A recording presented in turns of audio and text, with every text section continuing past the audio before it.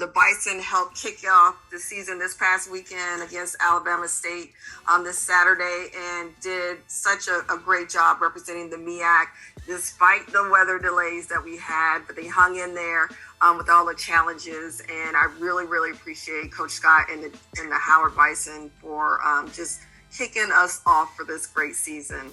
I really, really look forward to seeing our teams this season, and I hope that our teams stay healthy despite, this pandemic is still going on. So I ask that everybody please take care of yourselves and each other as we move forward through this season.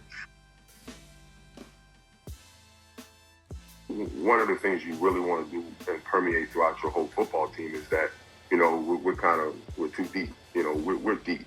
And at the end of the day, when you're recruiting and you're doing all of those type of things, you want to make young men feel like, at the end of the day, my talent can come through in certain packages and certain deals, and you keep team morale real high, you keep the team charged, and the guys understand when it's my opportunity, I got to go make good on the opportunities that I'm going to get in the game. And they all pull for each other, they're all behind each other, they all push each other to get better and be champions in their roles. So at the end of the day, it does two things for us. It gives everybody opportunities to impact the game and positively help us win. And it keeps our team morale at a very, very high level when the guys know that they have roles and can all be contributors to our overall success. Where the roster is always flipped and is always totally different from year to year because of the transfer portal and the amount of transfers that people bring in and change the dynamics of football teams year in and year out. So with them not having a game under their belt and us having any film really of the current football team, it leads to a lot of questions, with a new transfer quarterback and, some other transfers and different things like that. You kind of never know what you're going to get until you actually get to the game in that respect. So we got to really keep the focus about us and what we do and how we do things and make sure that we're sound and ready to play mentally and physically. And kind of be ready to make adjustments and deal with the game as it comes. For the second week in a row, it's kind of been the case for us. And our young men and players will be ready for that, but kind of not sure what we're going to get because of the nature of how the roster always constantly flips and turns over. Big believer until you're never out of it until it's truly over. And we're in a really good drive right there, a 2-minute drive situation, where if we would have scored, we obviously try an onside kick and give ourselves a chance to win the game, come within 3. So at the end of the day, naturally the competitive side of you and of your kids was you wanted to go out and have an opportunity to finish that game. Being as though the last one we had played, we didn't have a chance to finish. So the kids were really chomping at the bit and really didn't care what time it was and wanted to go play. But ultimately, we're the adults, we're the caretakers of these young men, and ultimately a decision had to be made in the best interest of the young men. And so, it's just explain to them that we're a program of integrity. We're going to do things. Sometimes it's not easy to do the right thing, but the right thing is to make sure you put your guys' interest at heart. Our cheerleaders, our band, and everybody that had traveled and was with us, the student athlete, became the most important thing at that moment in time. So the decision was made to call it and take the suspended loss and understand that in the end of the day, it's still a bigger picture to all of this.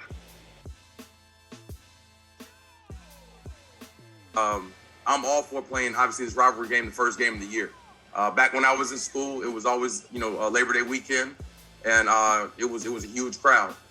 So I would like to, no other way to start the season off like this, playing, North Carolina A&T.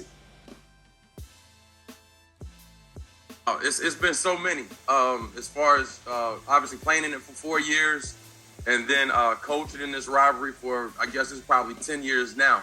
And I've been on both sides of the fence.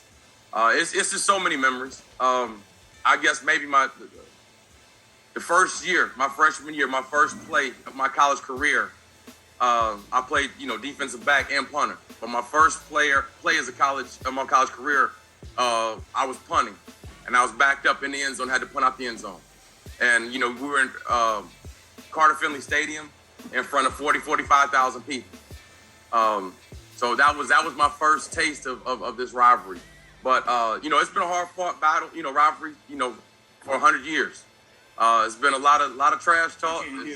Unfortunately, been a couple punches thrown, but obviously we definitely won't have any of that this weekend. But heated rivalry, and I think two really good schools with a lot of pride and tradition gonna go at it this weekend. It's so many tight games, some wins, some losses.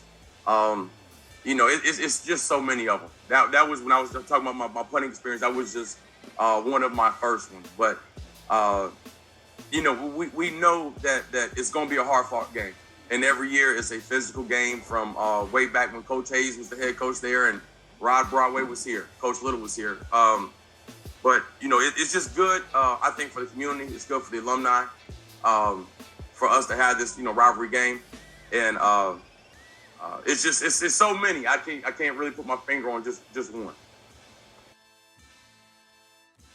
Our stadiums can hold the crowd, so a lot of folks can't get in.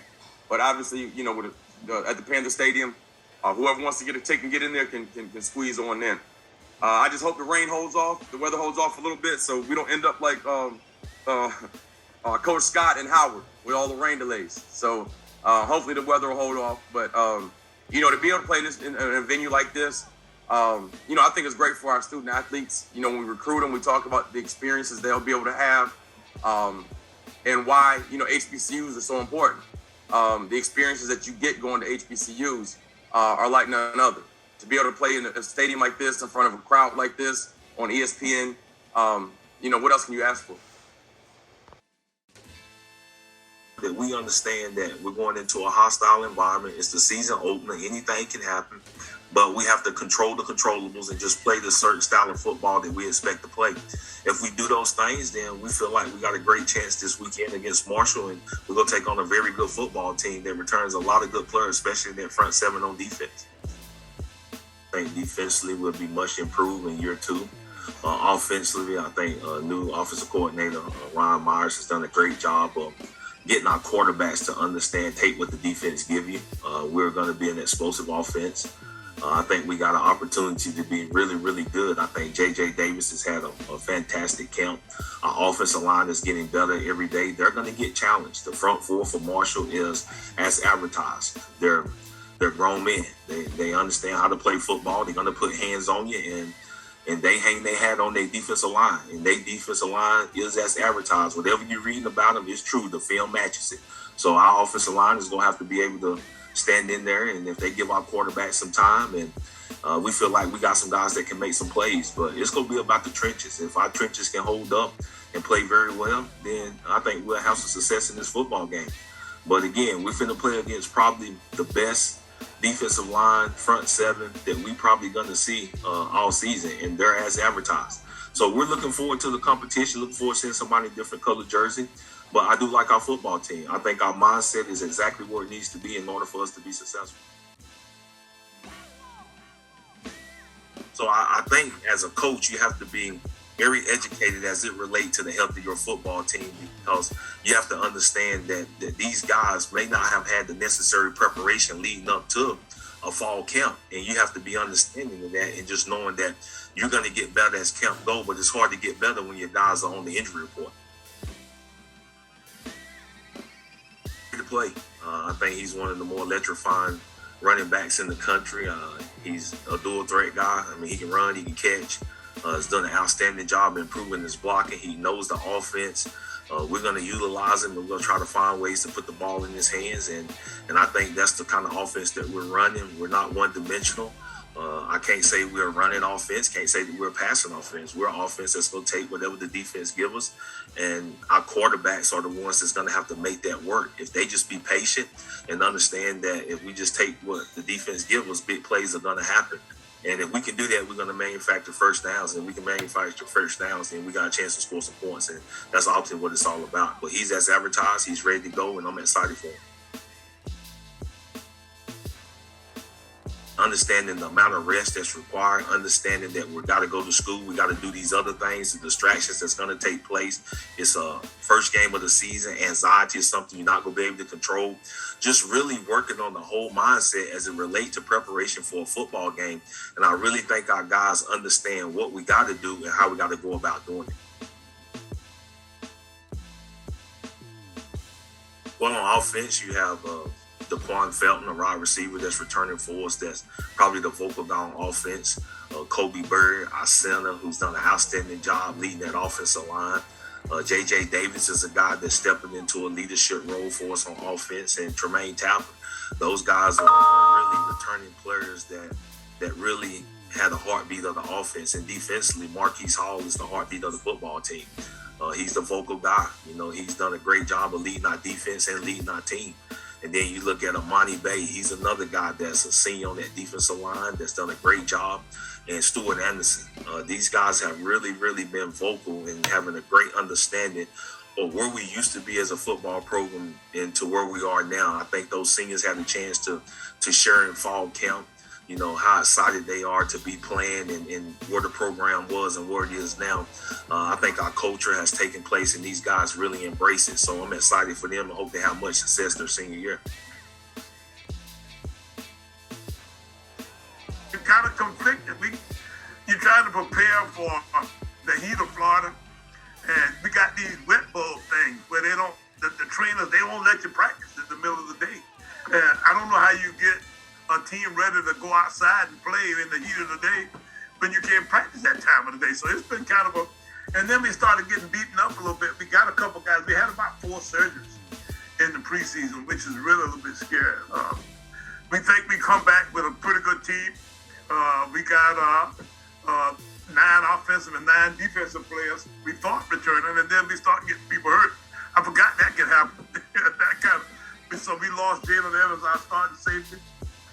We lost another offensive lineman. We got some COVID stuff going on. We got a couple other guys that have had different kinds of surgeries. We had 4 surgeries, actually. I don't know if I want to give that report or not, but we got some guys kind of banged up there. Tell you, that's been a little bit scary. And then, we still dealing with COVID a little bit. We got a couple of those kind of deals going, and that started to kind of bounce in on us. And last year, we were all vaccinated. It's too hard to figure out exactly what vaccinated is now. I think we might still be, but at the same time, when you get this kind of booster, and you got another booster coming out next week, and Pfizer said they come out, and then Moderna is suing Pfizer. It's kind of hard to keep a score on where we are as far as vaccinations are concerned. But we need to be vaccinated, we know that much, because this thing is still out there. And we've got some issues that way too. So it's all good. We're trying to get ready to go. UCF is really, really good. They beat the hang out of the Florida Gators last year. You see them guys beating up on each other. It just, a little boy like us, we just stand there watching these 2 big giants fighting. And you say, ooh, I don't know if I want to jump over there or not. We might want to stay back over here, see if we can stay in our lane. But we're going to go down there and see if we can play these guys. We play them on Thursday night in Orlando. It was, and we are proud of what we've done, but that's over. I got a chance to look at the schedule that we got in front of us now, and that's a sobering kind of experience, just watching who we play in the coming month or so. So I guarantee you, that championship's out of our system. People want us to be sitting around trying to talk about what we used to be. We right now are in the process of trying to get ready for one of the toughest seasons we've ever had here. And, I'm looking at the schedule right now. I almost don't want to look left because I'm afraid to look over there to see that thing. So at that point, I think that's what keeps us down on the farm. Fields back is our quarterback. We think that Corey is one of the better operational guys. He knows where everything's hit at, all that kind of stuff. He knows all of the bells and whistles of how our offense works. We bring Shaq Davis back, our big wideout, who played really well toward the end of the year. And we bring our offensive line back, 4 of those 5 starters. The biggest chore we had on offense was trying to find our right guard because we lost our right guard. Tyson Gray was our only graduated starter in the offensive line. So we've got that pretty much figured out, I think, now. On defense, we lost our two corners, Jacob and Zapier. And both those guys, were good players for us for a good many years. We think we replaced them. Kendall Mutry is going to start for us at one corner, and Jamir Benjamin is going to be the other guy. So both those guys we think, kind of fit in. So if you got an idea of what our starting defense was like last year, except for the fact that we did lose Jalen Evans. Jalen was the guy that made a lot of really good plays in the Jackson State game down the hump last year when they were trying to throw balls down the middle.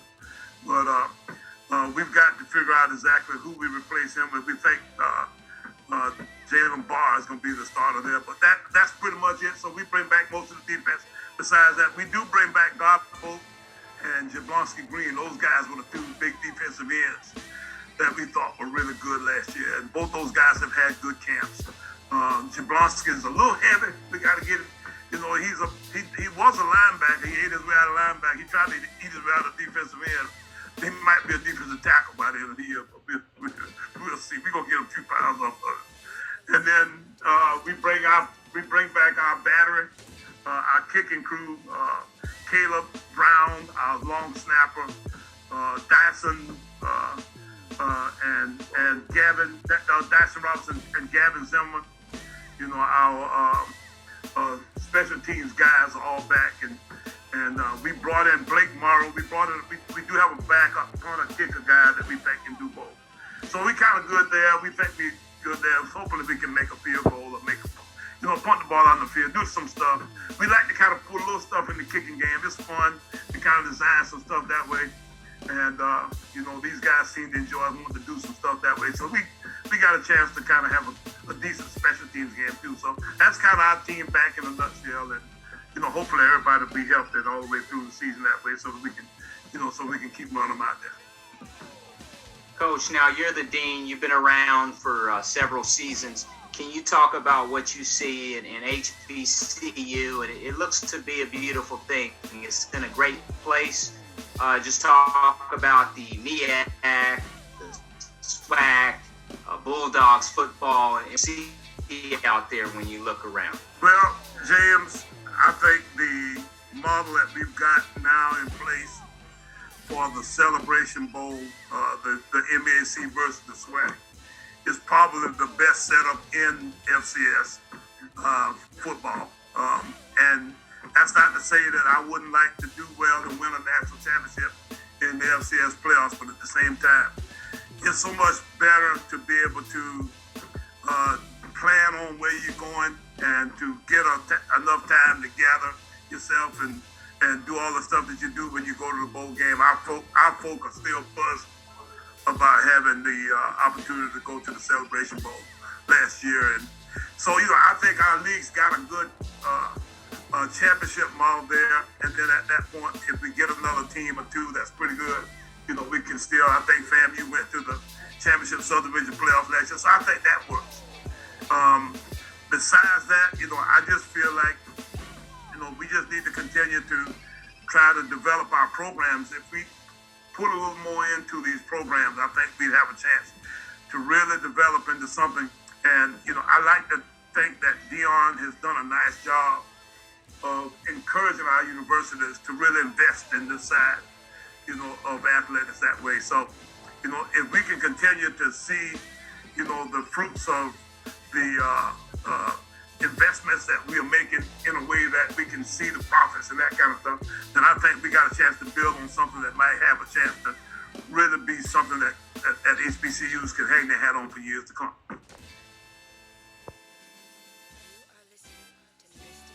Anytime you got a quarterback run game, and I think this guy is going to be a big time pull off the backside of the zone, and then a lot of people going one way and that quarterback coming out of the back door with that counting power going the opposite direction, that kind of stuff. And a lot of this we've got to kind of figure as being possible because we don't know exactly. His offense is different this time than it was before because of the skill set that he got in the position. So, it's going to be hard for our defense, and we'll have to get in there knowing that we are going to have to make adjustments. We need to be in a good, solid defense. Our guys are decent enough ability-wise, and I think we could go in and play good, sound defense, and not necessarily take very many chances, make them earn their way down the field that way, kind of slow them down that way, and at that point, then we get a chance to kind of, adjust as we go and find our way as we go. So we'll see. I worry about conditioning. When people run as many snaps as these guys can, they have been known to do 100 snaps in a game and that kind of stuff. They do that kind of stuff to you coming out of coming into the season. You're not quite there as far as really being in top playing conditions still. It could be tough on us. So at that point, we want to try to make sure that we get in there and take as many guys as we possibly can. I told our team this morning that everybody that gets on that bus is going to be a guy that can do something to help. So we won't have any freeloaders on that deal. Everybody got to be able to do something. So, that's kind of what our mission is at this point, to make sure that we can be as deep as we can so that we can actually deal with some of the circumstances of hurry-up offense and that kind of stuff. So one of them is getting the bodies in here. Like I said, they finished spring with 47 guys. You can't prepare an FCS program or any college football program without numbers. So the first thing was to get the bodies in here and to put a good staff together.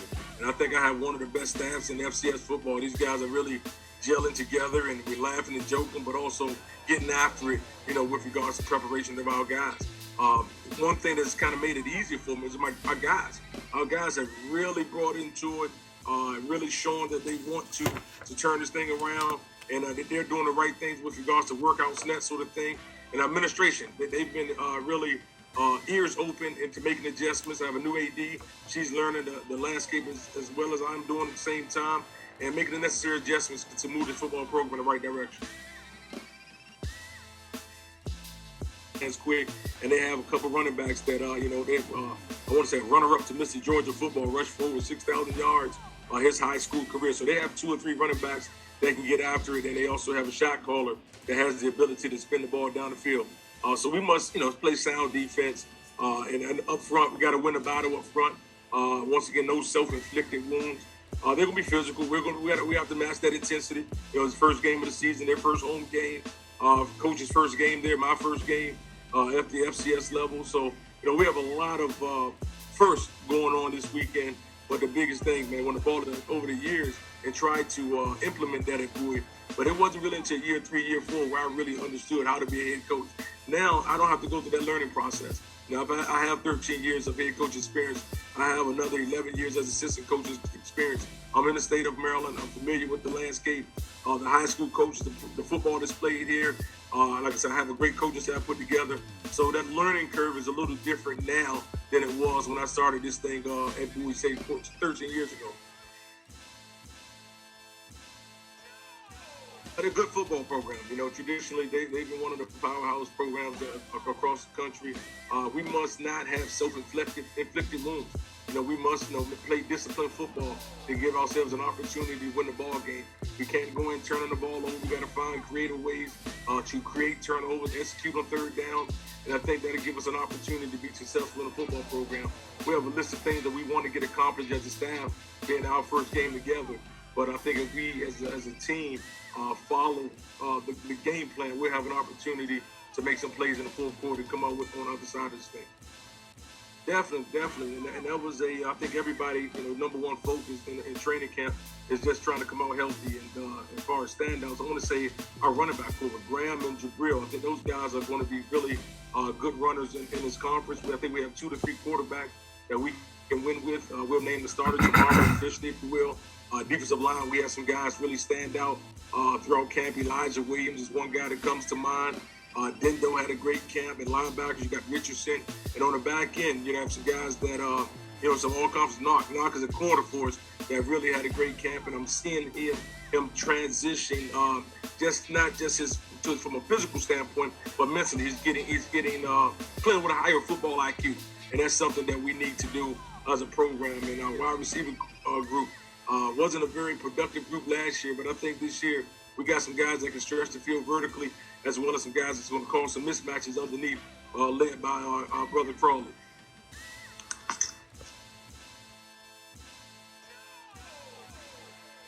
But one thing we did coming into camp, and I wanted these guys to understand the history that is Morgan State University and that's Morgan State football. So each night at camp, we had a different player stand up and present, or whether it was a former coach, Coach Hurts, Coach Banks, or was it one of the Hall of Famers, one of the 4 Hall of Famers that played at Morgan State University. They stood up and did a presentation in front of the rest of the ball club just to educate them on what is Morgan State football. You know, we did the same thing with different buildings and different people on campus, just once again educating the younger guys as well as some of the older guys on what's on this campus, what type of history is on this campus, and understand who you're playing for. You're not just playing for your brothers in the locker room, but you're playing for folks that laid down a foundation before we were, here on this campus. And trying to teach them to take pride into putting that Morgan uniform on. And that's something that we've talked about, something that they have displayed thus far. And I'm excited to put everything together this. The MEAC announces the weekly volleyball honors presented by Coca-Cola. Coppin State graduate student Mia Javon Coleman was selected as the MEAC Volleyball Player of the Week, the conference office announced. Howard's Ryan McKinnon was named Rookie of the Week, and Coppin State senior Andrea Testanova was named Setter of the Week, while Delaware State senior Sydney Lewis earned Defensive Player of the Week. Coleman's a 5'10 graduate student from San Antonio, Texas, recorded double-doubles in all 3 matches this past weekend and earning all tournament honors at the Aggie Spartan Invitational. She opened with 18 kills, 10 digs, in a win over North Carolina A&T. Coleman went for 17 kills, 11 digs, and a career-high 6 blocks on 300 hitting against UNC Greensboro before closing out with 13 kills and 12 digs against Bethune-Cookman. McKinnon, the freshman from Bessemer, Alabama, hit .356 in 2 matches as Howard recorded wins over George Mason and Georgetown to open the season. Testanova, 5'9 senior from Sofia, Bulgaria, averaged 9.9 assists per set, recorded 2 double-doubles in the Aggie Spartan Invitational. Lewis, 6'1 from Boyd, Maryland, averaged 1.4 blocks per set in a Doubletree Youngstown State Invitational, and she racked up a career-high 9 in Saturday's win over Idaho. MEAC Volleyball honors. INSiiGHTS, bringing you information from the MEAC. Florida Corporation. This broadcast is produced under the exclusive ownership of MAC4 Enterprises and is the intellectual property and trademark of MAC4 Enterprises. Comments of the host and other individual speakers on INSiiGHTS represent their independent thoughts and representation.